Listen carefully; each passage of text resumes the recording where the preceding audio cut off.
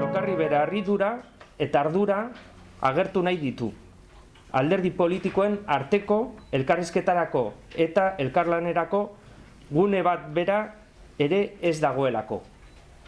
Urteetan zehar, alderdi mahai bat abiaraztea beharrezkoa ez zela argudiatu izan da, horretarako legebiltzarra baitzegoen.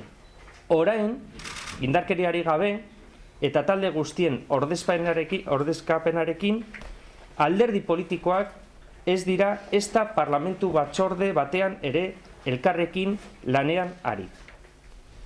Guztiei, modu berean ezin zaiela erantzule egin jakinda ere, alderdi politiko guztiei autokritika sakon bat egiteko eskatzen diegu Euskal Gizarteak ulermena eta mira altuera behar dituen momentu honetan izandako jokaeragatik.